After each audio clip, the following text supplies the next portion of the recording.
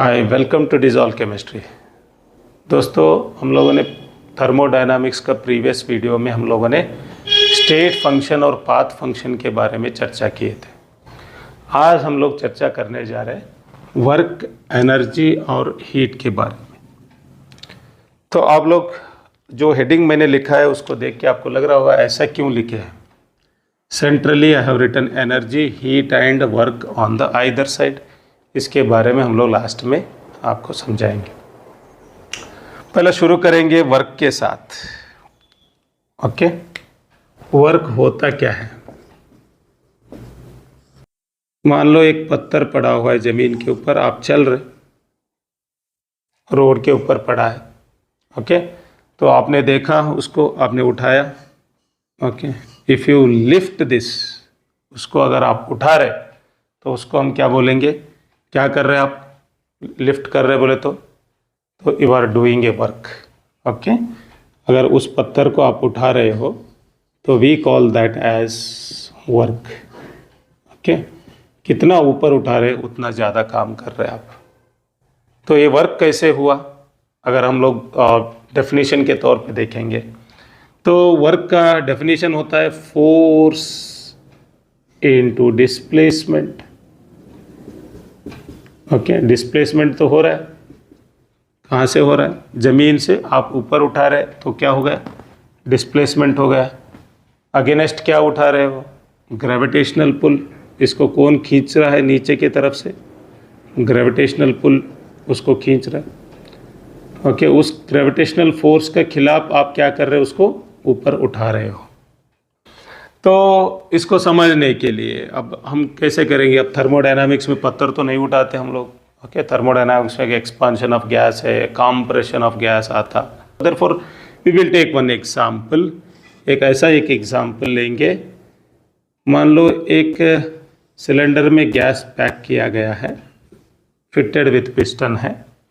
तो अभी हम लोग क्या कर रहे हैं, एक गैस को एक्सपांड हो रहा है। गैस क्या कर रहा है, एक्सपांड हो रहा है। तो एक्सपांड होने का गैस को आप लोग, अब एक्सपांड होना है तो क्या करना चाहिए। पर यहाँ पर एक्सपांड होते समय आपका पिस्टन जो है ऊपर की तरफ उठेगा।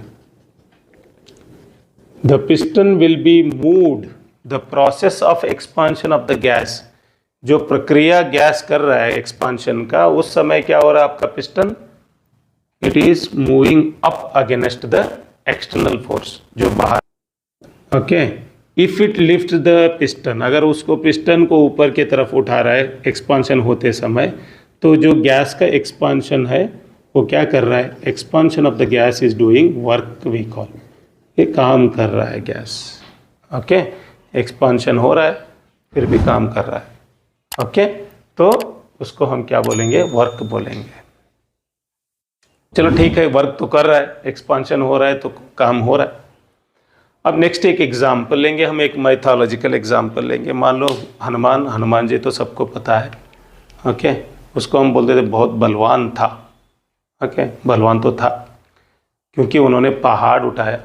उसको कहा था संजीवनी लाने, लेकिन वो पहाड़ी लेके आया था। ओके, अब मैं आप लोगों को कहूँगा कि एक पहाड़ नहीं, पत्थर उठा के लेके आओ, तो क्या बोलेंगे, तो नहीं, हमसे नहीं होता। क्यों, हनुमान से होता है, आपसे क्यों नहीं होता। तो आप बोलेंगे हनुमान तो बलवान था। ओके, बलवान था इसका मतलब क्या है, उसके पास काम करने की सामर्थ्य ज़्यादा था। ओके, आप क्यों नहीं कर सकते, उसके जैसे बलवान नहीं है। बलवान नहीं है बोले तो the capacity to do work is less. तो सामर्थ्य क्या हुआ, सामर्थ्य का मतलब होता है energy. Energy it is the capacity to do work, capacity to do work. Okay, तो माउंटेन उठाने के लिए अगर हम कहा, पहाड़ उठाने के लिए कहा, तो आप लोग कहेंगे ना हमसे नहीं होता, क्योंकि आपके पास उसका जितना ज़रूरत है एनर्जी उतना तो नहीं है। Capacity, energy is nothing but what, capacity to do work. Lifting of the mountain. Okay, mountain, पहाड़ को जो उठाया उसको हमने कहा काम, वर्क बोलते हैं। फोर्स इनटू डिस्प्लेसमेंट हुआ ना माउंटेन का, हिमालय में था वो आया रामेश्वर को, तो lifting of that is nothing but work. So वो कैसे हो गया, कैसे it has been brought, that is because of energy. Okay, he has that capacity, so therefore he did that one. So therefore it is the capacity to do work is nothing but your energy. अब हनुमान का कहानी तो हम लिख नहीं सकते exam में, थोड़ा थर्मोडायनामिक के हिसाब से हम लोग समझोगे. मान लो एक आइसोलेटेड सिस्टम है. आइसोलेटेड सिस्टम आप जानते हैं, आइसोलेटेड बोले तो एडियाबेटिक वॉल, लास्ट वीडियो में हम लोगों ने चर्चा किया था. एडियाबेटिक वॉल से अगर पैक्ड है, मान लो उसमें अगर हम लोग गैस पैक करके रखा है, ओके, उसमें हमने गैस लिया है और उस गैस को हमने क्या किया है, मान लो उस गैस को हमने कंप्रेस किया. कंप्रेस मतलब पिस्टन को हमने डाउनवर्ड के तरफ मूव किया. पहला इतना जगह में फैला हुआ था, अब कंप्रेस करने के बाद यहाँ से यहाँ तक पहला फैला हुआ था इतना जगह में. ओके, अब कंप्रेस करने के बाद इतने जगह में आ गया आपका गैस. ओके, तो अगर पहले कंपेयर करेंगे, अभी कंप्रेस जो गैस है, कंप्रेस होने के बाद क्या हो गया, उसका एक्सपांड होने की क्षमता बढ़ गया. Its capacity to expand has been enhanced. Capacity to do expansion work enhanced, बढ़ गया. ओके, या हम लोग एक ही वर्ड में क्या बोल सकते हैं, उसका एनर्जी बढ़ गया. गैस को अगर हम दबा के रख देंगे तो क्या हो जाता, उसका एनर्जी बढ़ जाता. तो बढ़ गया इसका मतलब क्या है, अब एक्सपांड होने की क्षमता भी बढ़ गया. तो मान लो एक्सटर्नल प्रेशर को आप निकाल दो, बाहर से जो दबाव डाल रहे उसको निकाल दो, धड़ बोल के क्या हो जाता, फिर से it will come back to its original position. Means काम कर गया, it has done the work.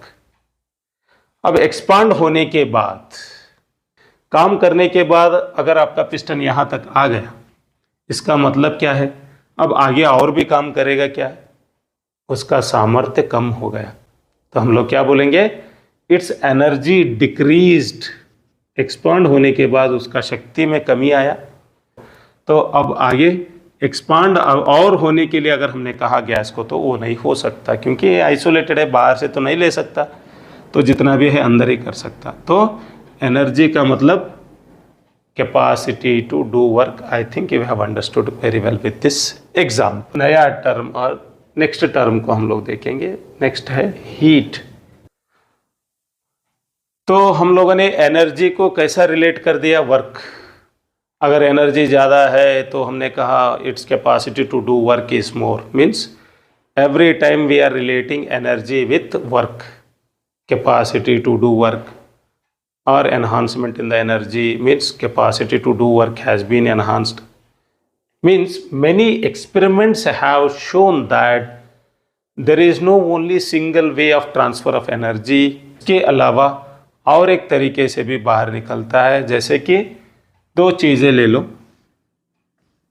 Okay, दो चीज़ें ले लो, okay, so which are attached to each other. यहाँ पर आपका टेम्परेचर है 100 डिग्री सेल्सियस और यहाँ पर है आपका टेम्परेचर 25 डिग्री सेल्सियस. अब क्या होता, थोड़ा थोड़ा थोड़ा थोड़ा इसका टेम्परेचर कम होते जाता, इसका टेम्परेचर बढ़ते जाता. So what is the meaning of that, there is a flow of energy due to difference in temperature और transfer of energy from higher temperature to lower temperature.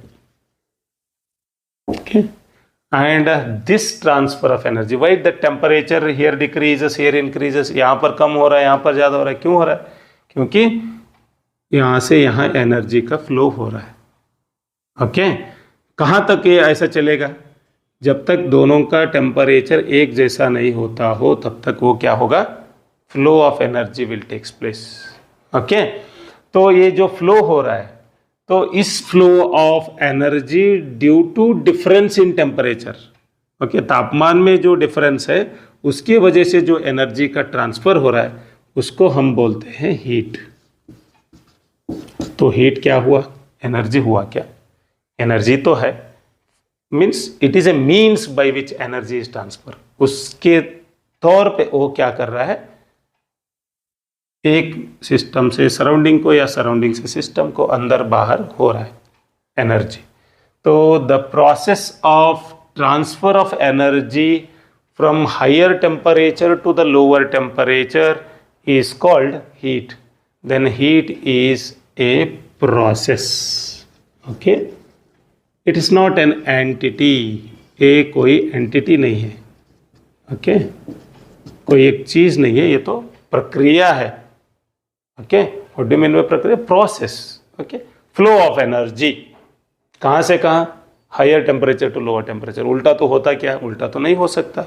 Lower to higher there is no transfer of energy, so it will be always from higher to lower without any aid it will happen. We will see that spontaneity, all that we will discuss in the further discussion. Okay, so therefore अगर heat का process होना है या आपका energy क्या कर रहा है, वर्क के फॉर्म में भी निकल रहा है और हीट के फॉर्म में भी ट्रांसफ़र हो रहा है, एक सिस्टम से दूसरे सिस्टम को, एक सिस्टम से सराउंडिंग को, सराउंडिंग से सिस्टम को, ऐसा इंटरचेंज हो रहा है। ओके, तो अगर आपका हीट अंदर आना और बाहर जाना सिस्टम का, जो भी सिस्टम है उसके अंदर बाहर होना है, तो we need thermally conducting walls. Thermally conducting बोले तो हीट अंदर बाहर होने के लिए वो अलाउ करना, उसको हम क्या बोलेंगे? Diathermic walls. ओके, जो सिस्टम है, जो सिस्टम का वॉल्स है, ओके, अगर वो हीट को अंदर बाहर होने देता है, means transfer of energy due to difference in temperature अगर करने देगा, एनर्जी को अंदर बाहर होने देगा in the form of heat, तो उसको हम क्या बोलेंगे? डायाथर्मिक वॉल बोलेंगे। ओके, ये जो कंटेनर है, कंटेनर का वॉल है, जिसको हम बोलेंगे सिस्टम, इसको अगर हम सिस्टम मानते हैं तो इसका जो वॉल्स है, अगर वॉल्स हीट को अंदर बाहर करने देता है तो उसको हम बोलेंगे डायाथर्मिक वॉल्स। अगर अंदर बाहर करने नहीं देगा, ओके, तो उसको हम बोलेंगे आइसोलेटेड सिस्टम। और ये वॉल जो है इसको हम बोलेंगे एडियाबेटिक वॉल। वॉल को क्या बोलेंगे हम लोग? Adiabatic walls. ओके, ये हीट को ना तो अंदर से बाहर जाने देगा, बाहर से अंदर जाने जाएगा। अंदर अगर आपका तापमान 100 डिग्री सेल्सियस है, बाहर 25 है, फिर भी आपका एनर्जी क्या होगा? यहाँ से यहाँ ट्रांसफ़र होने नहीं देगा ये वॉल। उसको हम बोलेंगे एडियाबेटिक वॉल। उस वॉल को हमने क्या कहा? Adiabatic wall. और इसको diathermic wall. Next, well I hope that you have understood why I have written energy at the centre, work and heat on the either side, because work and heat are processes by which energy is going to transfer or being utilized, we can say. Okay, so I hope you have understood the concept what we have discussed in this video. Thank you for watching. Okay, our rest aspect we will see in the upcoming videos.